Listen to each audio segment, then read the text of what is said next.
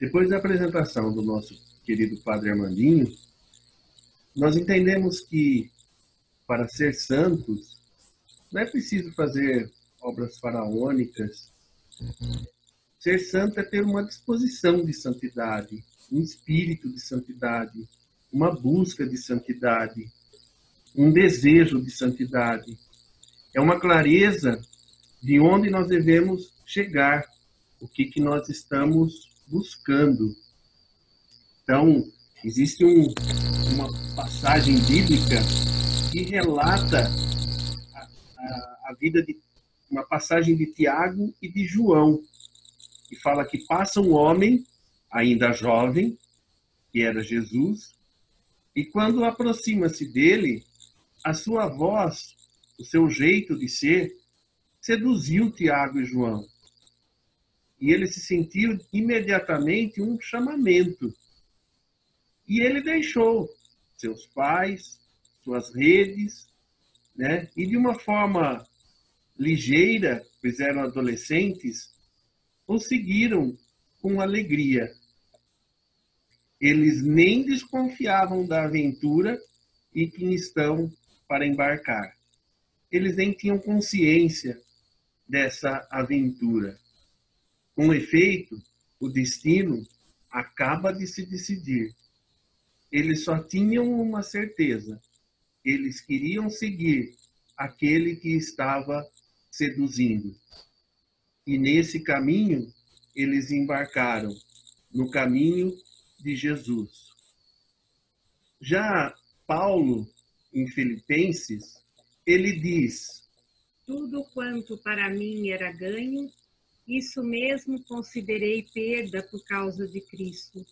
Por causa dele, tudo perdi e considero esterco, a fim de ganhar a Cristo.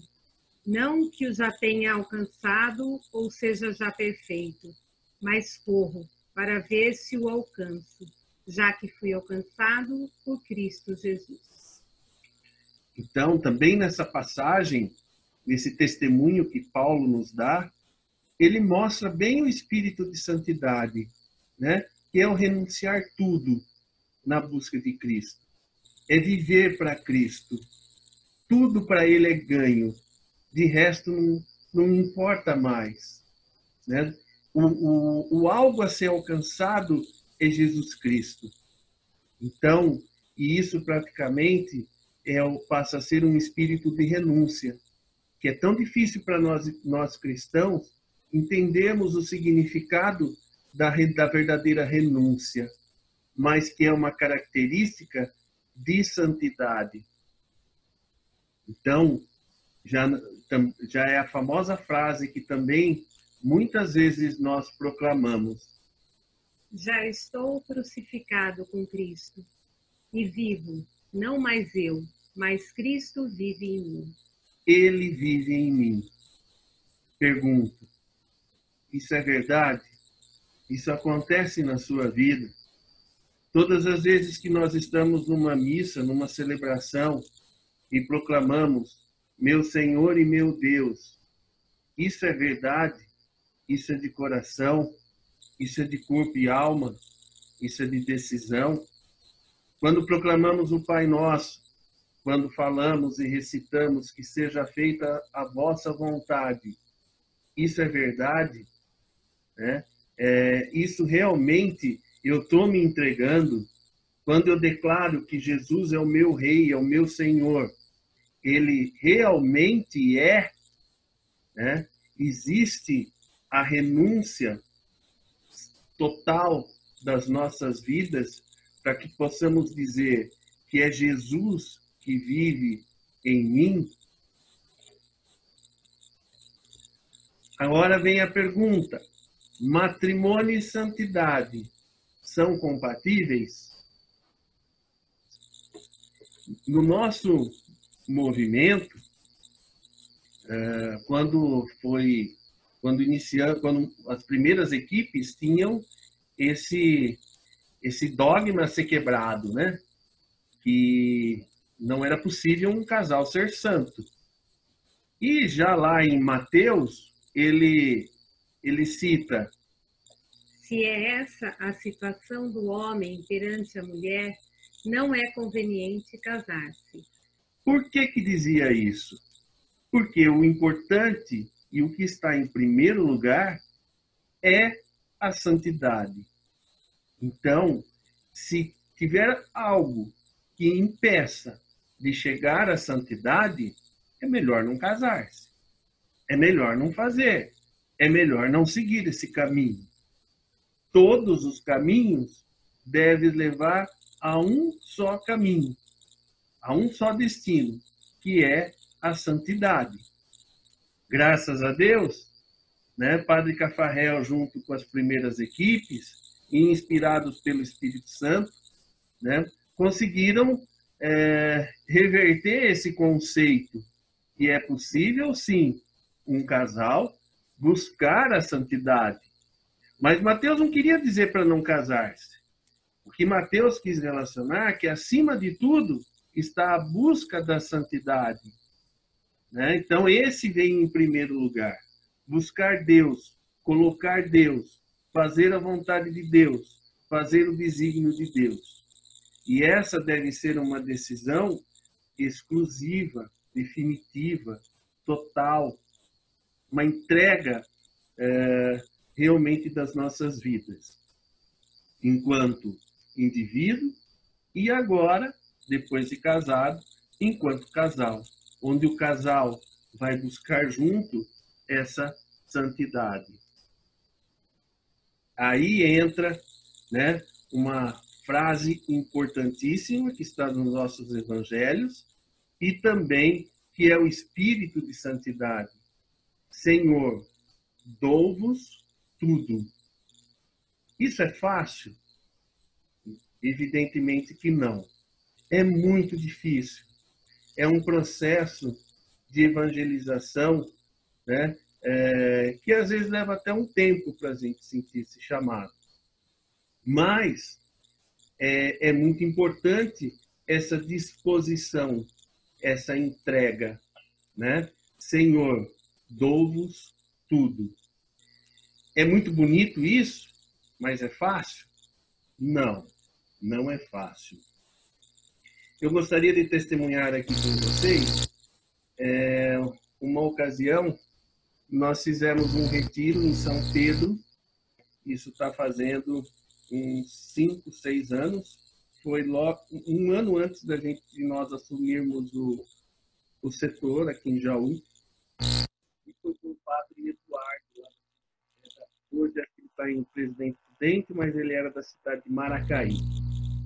E ele abordou esse tema. E na ocasião, ele fez um teatro. Quem é de Jaú talvez se recorda desse teatro. Onde ele simulou uma família com filhos, né, vivendo na sua rotina, e de repente Jesus bateu na porta dessa casa. E quando bateu, primeiramente ele pediu um copo d'água. E foi atendido. Passou algum tempo, Jesus voltou e pediu um saco de arroz e foi atendido. Dali a pouco, Jesus voltou de novo e pediu uma cesta básica. Já começou, né? Tô querendo demais. Mas foi atendido. Não passou muito tempo, Jesus voltou de novo naquela casa e pediu o carro. Mas como vou dar o carro? Eu preciso do carro do meu trabalho, eu preciso disso, eu preciso daquilo. Mas relutaram e foi atendido. Passou algum tempo depois, Jesus voltou naquela casa. Agora eu preciso da sua empregada. Também relutando, como vão ficar sem empregada, tal. Foi atendido. Passado algum tempo, o casal tinha 2 filhos, Jesus entrou e pediu um filho. Foi um choque, né? Como que o Senhor me pede o meu filho? Como que eu vou te doar o meu filho? depois de tanta reflexão, doar o filho para Jesus. Não bastasse muito tempo, volta Jesus e pede o segundo filho. Também a mesma questão, mas entregaram para Jesus. Depois volta Jesus de novo e pede para aquele marido a sua mulher. E ele, desesperado, que ele já não tinha mais nada e sozinho, ele também resolve entregar a sua mulher. Depois, sozinho, desacorçoado, volta Jesus. Já que me renunciou, já que renunciaste a tudo, eu te devolvo tudo. E devolveu os filhos, os bens materiais, a esposa. Isso dá uma sensação do que Jesus quer que deixemos tudo de lado. Não é bem assim.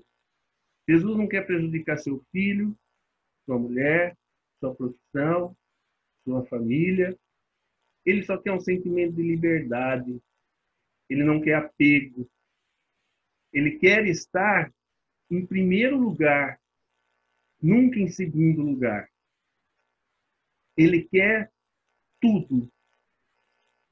A conclusão desse teatro.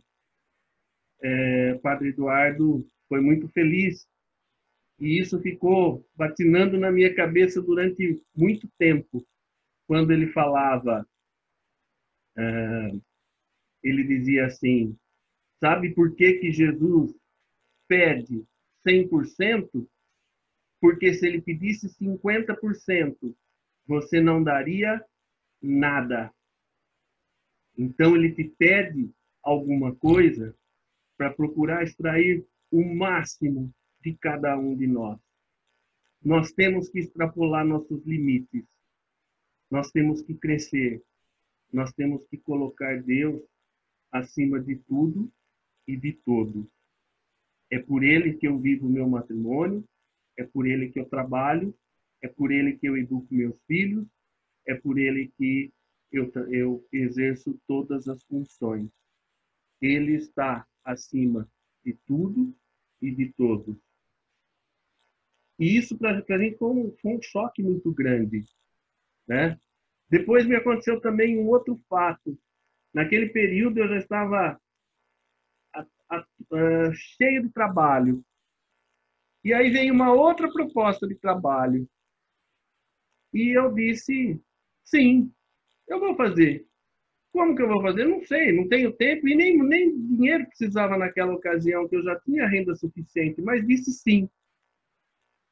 E depois, quando foi o discernimento aqui em Jaú, né, começam a citar nomes, né?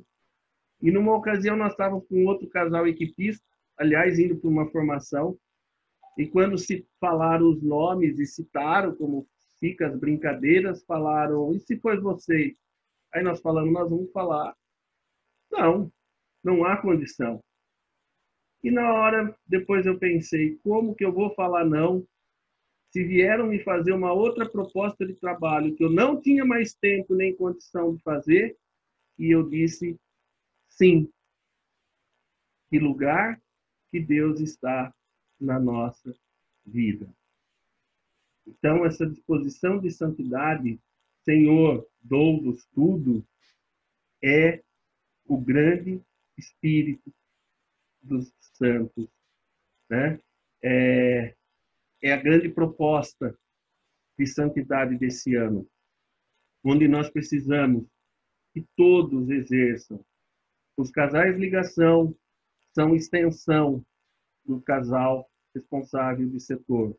O setor não consegue olhar para todos os equipistas, por isso precisa dos ligações, dos pilotos, como extensão dos seus braços.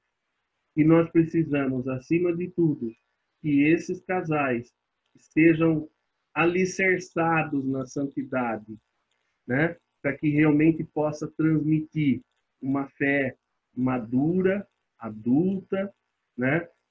Comprometedora, que é tão desejado por Padre Cafarel e pelos apóstolos. Senhor, eu vos dou-vos tudo. A evolução da caridade. Oposta a essa está a psicologia do homem novo. O seu amor a Cristo, a caridade, é ao mesmo tempo indissociavelmente atividade humana e atividade divina. Está nele como um poderoso fermento, de etapa em etapa, levá-lo-á à santidade, se ele responder às suas exigências. Então, são 3 passos importantíssimos na busca da santidade. O primeiro deles, não infringir a lei de Cristo. Nós conhecemos a lei de Cristo. Impossível você buscar a santidade infringindo as leis de Cristo, infringindo o Evangelho, criando conceitos novos, ideologias novas, né? Cristo é vivo, a nossa religião é viva, é real. Então, se existem as leis, nós temos que segui-las. Segundo, não amar nada mais do que Cristo. Quem amar o pai ou a mãe mais do que a mim, não é digno de mim. E terceiro, deixar-se conduzir em tudo pelo amor de Cristo, que se tornou o amigo predileto. É isso. Ele é o seu amigo predileto. Então, é uma reflexão importantíssima para nós nesse momento, né? Ele é tudo na sua vida, é a ele que você se dedica, o proclama como Rei e Salvador. A amizade de Cristo. O casamento é um meio positivo para aproximar-se de Deus. Por quê? Padre Armandinho disse muito bem na sua meditação, quando fala o esposo ou a esposa, e quando for se casar, se ele não renunciar tudo, a sua vida de solteiro, ficar lá no momento do sim, né? Esse casamento é um fracasso. Pobre desse casamento, porque é um momento de renúncia. Depois vem os filhos. Nós nos renunciamos, né, em favor aos filhos, em busca da santidade. Eu não penso somente em mim, né? É um amor uma só carne, de entrega, de doação, de fazer o outro feliz. Então, o casamento, sim, e Padre Cafarel, né, mostrou muito bem isso, trabalhou muito bem esse conceito, é um caminho de santidade. O seu amor por ele torna-se mais positivo. Eles são agora guiados pelo prazer de lhe agradar.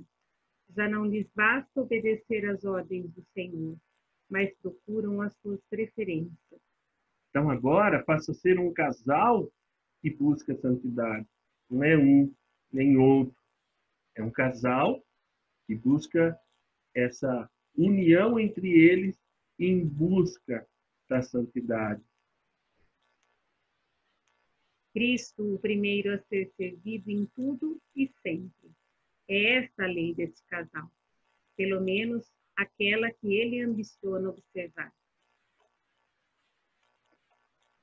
Matrimônio é escola de amor e de renúncia.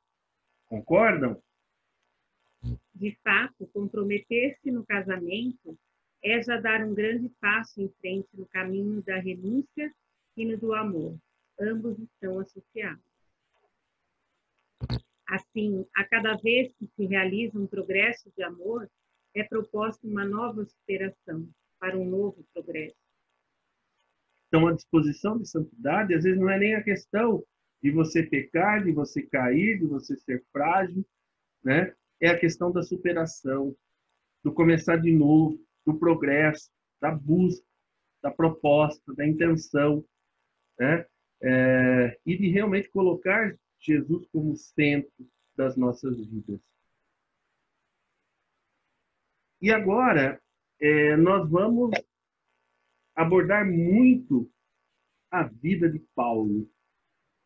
como Paulo como evangelizador, Paulo como alguém que passou por dois momentos extremamente diferentes na sua vida. Um antes da sua conversão e um após. Né? Um de perseguidor de cristão, de assassino, vamos até dizer, né? Para depois, para se transformar numa pessoa que evangelizou, que fez o evangelho de Jesus chegar a todos os cantos do planeta. Junto com Pedro, eles são pilares da nossa igreja até hoje. Então, Paulo, o apóstolo Paulo, tem muito a nos ensinar. A conversão de Paulo, da mesma forma que Paulo foi convertido, nós também, em algum momento, fomos convertidos. Sentimos o chamado. Paulo ficou cego, nós também estávamos cegos. Jesus, da mesma forma que chamou Paulo, também nos chama e também se apresenta. Da mesma forma que pediu a Paulo evangelizar, e ele foi muito eficiente e competente, graças à luz do Espírito Santo, né? Fez o evangelho chegar a todos os cantos, nós também temos o espírito e a missão de levar a vocação do matrimônio, de testemunhar o matrimônio, né? A missão de levar o movimento das equipes de Nossa Senhora para outros casais, para outros locais, né? De cuidar dos demais equipistas, da expansão. Então, Paulo tem muito a nos ensinar. Então, a forma com que ele conduz, com que ele pensava, com que ele agia perante as suas comunidades, tem muito a ver com o movimento das equipes de Nossa Senhora. Não é à toa que Padre Cafarel, de todas as suas citações, o apóstolo que mais é citado por Padre Cafarel é o apóstolo Paulo. Então, isso porque nós temos muito a aprender com ele. E aqui eu gostaria de citar algumas frases do apóstolo Paulo, e depois vocês vão estar verificando aí durante os filmes que nós vamos estar passando para vocês. E nessas frases mostram que como Paulo sentia o amor de Cristo e como que ele passava para as comunidades isso. Com que ele se comunicava, né? Então, o jeito que ele sentia é o jeito com que ele se comunicava com as comunidades. Ele era instrumento do amor de Cristo. Então, algumas frases que nós achamos importantes e gostaria de estar relacionando aqui com vocês. Não é boa a vossa jactância. Não sabeis que um pouco de fermento faz levedar toda a massa? Isso ele disse lá para Coríntios. Então, com certeza, quando ele chegou lá em Coríntios, ele disse, não é boa a vossa jactância. Jactância, ele são coisas negativas, ruins, displicentes, né? Incoerentes com a sua fé. E, ao mesmo tempo, então, que ele chegou numa comunidade de Coríntios e falando, vocês estão sendo displicentes, incoerentes, né, com a sua fé, e que vocês podem ser fermentos. Então,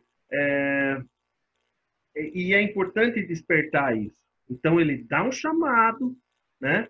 Ele dá um cutucão, ele cobra, mas, ao mesmo tempo, ele joga a comunidade para frente. Vamos ser fermentos, vamos parar com essa incoerência e vamos ser luz, vamos ser fermento nessa massa. Lá em Coríntios também, ele diz uma outra frase. Porque fostes comprados por um bom preço, Glorificai, pois, a Deus no vosso corpo e no vosso espírito, os quais pertencem a Deus. Então, olha a situação, né? Olha o jeito com que ele chega. Primeiro, ele leva assim um amor de Cristo. Então, você foi comprado por um bom preço, que é a vida de Cristo, que é o sangue de Cristo, que é a crucificação de Cristo. Então, glorificai, né? No vosso corpo. Então, evidente, ele não falou isso em vão, ele foi lá porque ele viu que essa comunidade estava precisando de um chamado, né? E ele chamou levando o amor de Cristo.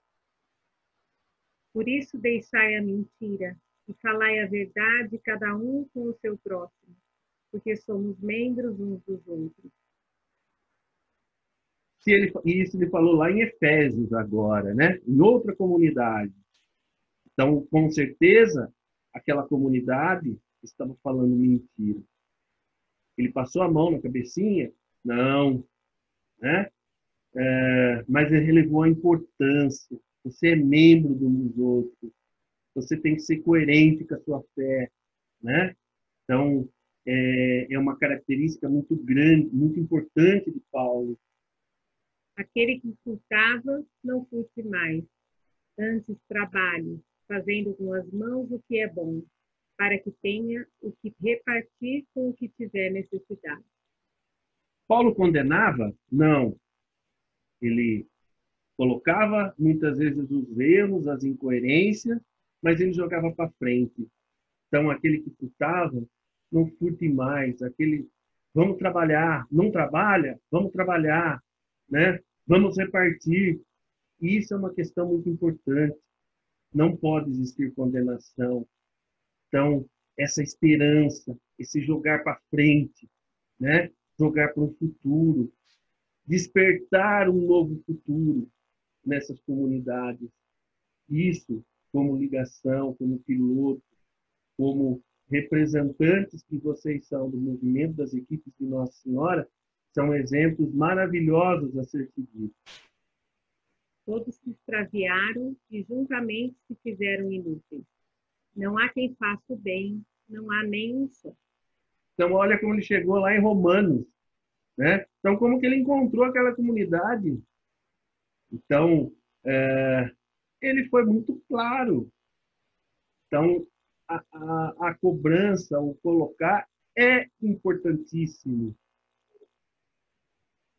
Rogo-vos, porém, irmãos, pelo nome de nosso Senhor Jesus Cristo, que digais todos uma mesma coisa, e que não haja entre vós dissensões, antes sejais unidos em um mesmo pensamento e um mesmo parecer. O movimento das equipes de Nossa Senhora fala muito da unidade, né? De manter a unidade, um movimento com dimensão internacional. Agora, olha, Paulo já falava isso nas suas comunidades. Não perdamos, vamos perder a unidade, vamos manter firmes. E imagino que se ele falou isso, porque ele sentiu que aquela comunidade de Coríntios estava fora de unidade, né? Então, isso também nos ensina muito. Não sabeis vós que sois o templo de Deus e que o Espírito de Deus habita em vós? Olha outra frase muito importante. Chamamento para o compromisso, né? Nós somos o templo de Deus. Isso ele disse lá numa comunidade de Coríntios.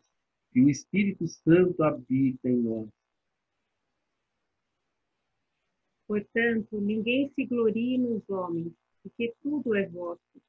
Seja Paulo, seja Apolo, seja Cefas, seja o mundo, seja a vida, seja a morte, seja o presente, seja o futuro. Tudo é vosso, e vós de Cristo, e Cristo de Deus.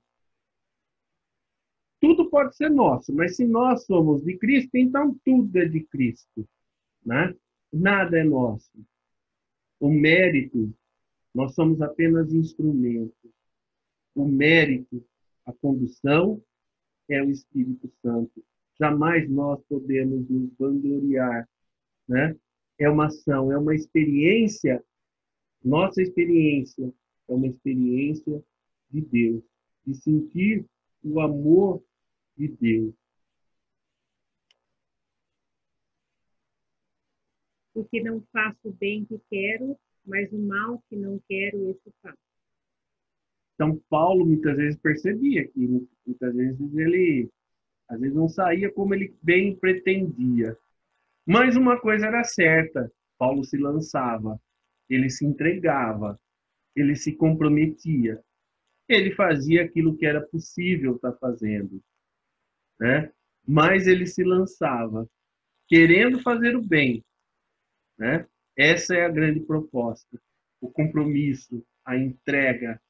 Nós não podemos ser displicentes com a nossa missão. Nós podemos, às vezes, até errar em algumas coisas, mas nós não podemos ser displicentes. Você que é ligação, como está a sua equipe? Né? Como é que eles estão passando? Já ouvi situações, graças a Deus, isso há 30 anos lá atrás, de ligação que não ia nas reuniões de equipe, era simplesmente uma ligação por telefone. Há 30 anos atrás já ficava só mandando WhatsApp. É isso. Nós não podemos ser displicentes com as coisas de Deus. O amor seja não fingido. Aborrecei o mal e apegai-vos ao bem. Precisamos ser verdadeiros. Alegrai-vos na esperança. Sede pacientes na tribulação. Perseverai na oração. A paciência, né? A esperança nos momentos mais difíceis, isso é uma grande característica de Paulo. A oração, né? Sempre acompanhou Paulo. Padre Cafarel fala muito disso, até nos coloca a necessidade de orarmos mais quando temos uma missão, né? De assistirmos pelo menos mais uma missa durante a semana, de ter a Eucaristia como base e alicerce, né? Da nossa missão, porque é Ele que nos inspira. Porque para mim o viver é Cristo e o morrer é ganho. Então, essa é a disposição do apóstolo Paulo e de outros santos. E toda língua confesse que Jesus Cristo é o Senhor, para a glória de Deus Pai. Combati o bom combate, acabei a carreira, guardei a fé. Desde agora, a coroa da justiça me está guardada, a qual o Senhor, justo juiz, me dará naquele dia, e não somente a mim, mas também a todos os que amarem a sua vida. Isso está lá em Timóteo, né? Então, que a gente possa chegar no fim da nossa missão, né? E falar, combati o bom combate. Eu fiz tudo de mim por essa equipe, por essa pilotagem. Se eu sou um coordenador, né, tenho uma função, eu fiz o máximo que pude nessa missão. Então, essa é uma característica de santidade. Cada missão que nós recebemos é uma graça de Deus, né, para chegarmos mais fácil ainda à santidade. Todos são chamados para alguma missão, né? E a gente tem que entender que isso é uma graça. Deus nos quer mais perto dele. Isso vai nos fazer mais santos.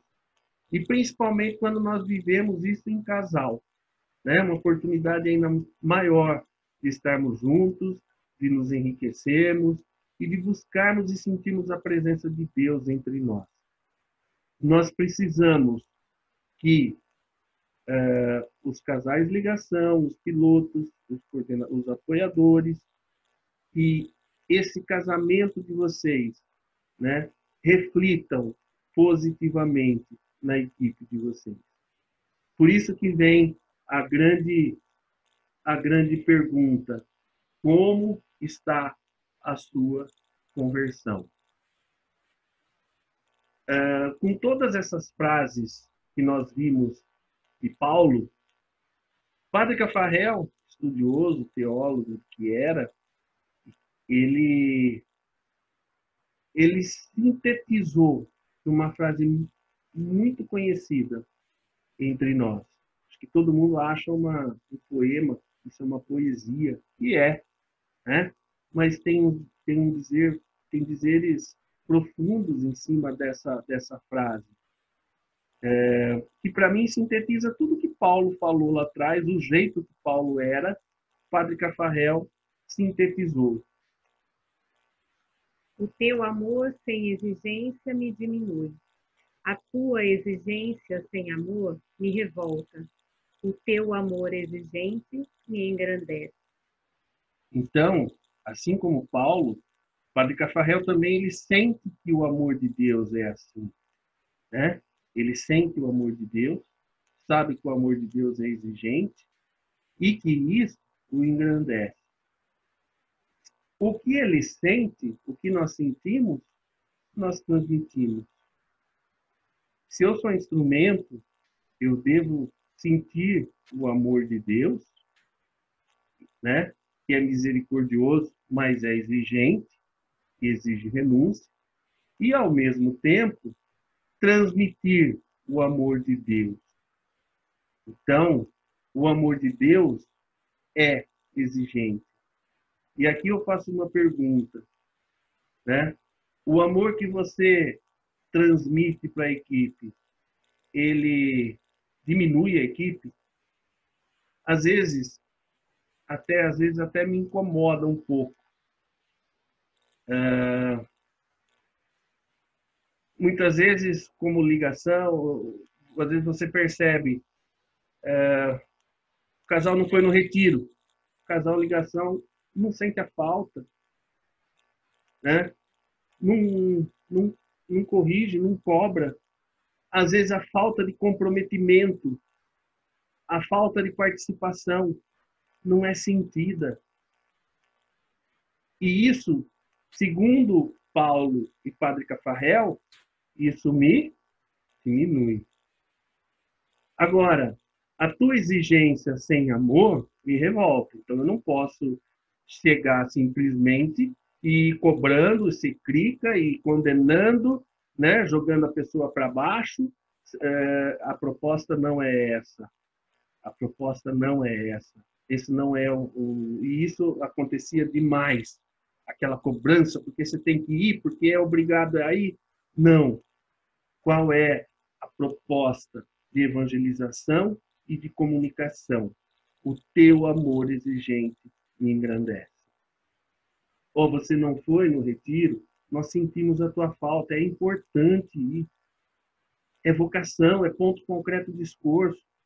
Fazer entender disso, ele é importante. Como Paulo citou várias vezes, jogar isso para frente, né? Não condenar, tem que ser sentido, tem que ser exigente, com amor, né? Não gerando revolta, mas com amor.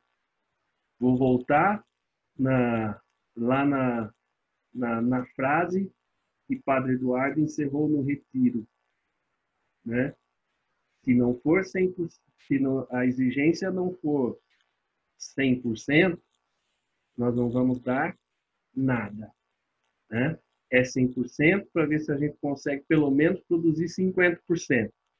Porque se a gente pedir, esperar 50%, nós não vamos colher nada.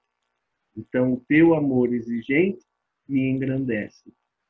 Então, isso é uma questão de extrema importância. E a exemplo de Maria e da família de Nazaré, né, que acima de tudo renunciou tudo, né?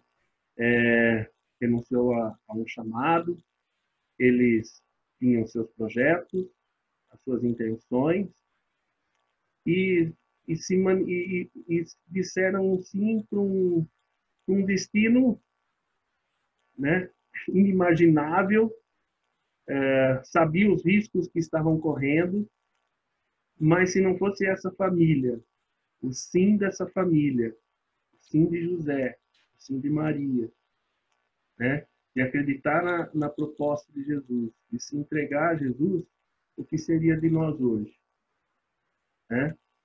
E o anjo que visitou tanto Maria, e também visitou José, também visitou a cada um, né? E cada sim que nós dissermos, também a gente participa um pouco desse plano de salvação. Essa família, toda família que diz um sim, participa do plano de salvação. Então, que a gente possa, acima de tudo, refletir esse nosso chamado, essa nossa missão, né? Esse nosso tema do ano, que é tão rico, que está dentro de uma realidade da igreja, e que, aliás, o Padre Cafarel, quando colocou qual é o primeiro objetivo de um equipista participar do movimento das equipes de Nossa Senhora, é buscar a santidade. Isso ele já falou há 70 anos lá atrás. Agora nós estamos estudando um tema de uma forma mais real, né? Mais aplicável. Então, que a gente possa realmente se entregar a essa proposta de santidade. E agora, nós vamos ver um filme.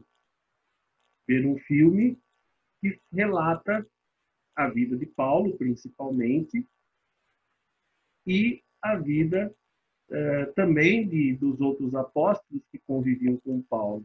Como que eles se relacionavam, como que ele vivia, como que foi o seu processo antes da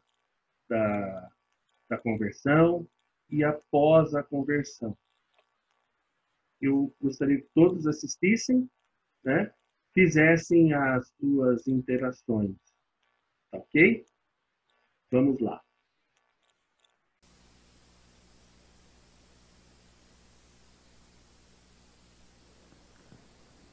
Caríssimos irmãos, queridos amigos do movimento das equipes de Nossa Senhora, eu venho aqui hoje até vocês para partilhar uma palavra que o Santo Padre, o Papa Francisco, deu a respeito de São Paulo, apóstolo, quando ele dizia que a vida do apóstolo Paulo é uma vida sempre em movimento.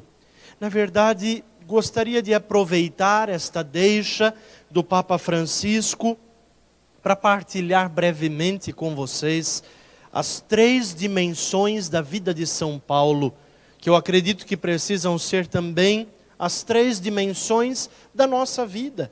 Dimensões, vida que acontece naturalmente, vida que nós vivemos e não tem jeito. A primeira característica da vida de Paulo, que precisa ser também a característica da nossa vida, enquanto católicos, enquanto equipistas, é aquilo que eu chamo de pregação. É o anúncio. Paulo não era um homem quieto, não era um homem preguiçoso. Paulo era um homem que ia de um lugar a outro para anunciar a Jesus Cristo. Um homem que lutava, um homem que pregava, um homem que batalhava, que trabalhava. Mas o que ele mais fez foi a pregação. Quando é chamado a pregar, quando é chamado a anunciar Jesus Cristo, ele descobre que aquela era a sua grande paixão. Paulo nunca conseguiu ficar sentado diante de uma escrivaninha, não. É um homem que sempre se levantou, sempre foi ao encontro, um homem que sempre buscou, aparentemente um homem sempre inquieto, um homem que estava sempre em movimento, sempre levando adiante o anúncio de nosso Senhor Jesus Cristo. Perceba, aquilo que Paulo tinha dentro de si era um fogo, era um zelo apostólico que o impedia de viver no comodismo. Esse homem estava sempre para frente. Acredito que essa é a primeira dimensão que nós trazemos. Com o Espírito Santo, nós sempre vamos conseguir. Com o Espírito Santo, nós não podemos cair no pessimismo das perseguições que nós já enfrentamos diariamente na nossa vida. A segunda dimensão da vida de Paulo é a dimensão das lutas, das dificuldades, das batalhas, das claras perseguições que esse homem passou e sofreu durante toda a vida. O Espírito deu a Paulo um pouco de esperteza, e ele sabia que não era um, que dentre eles existiam muitas lutas internas. Sabia que os saduceus não acreditavam na ressurreição e os fariseus acreditavam.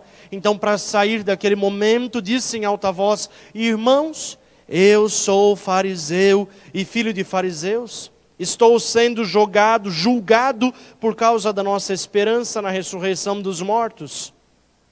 Quando Paulo disse isso, armou-se um conflito, armou-se uma guerra entre fariseus e saduceus, porque os saduceus não acreditavam e eles que pareciam unidos se dividiram.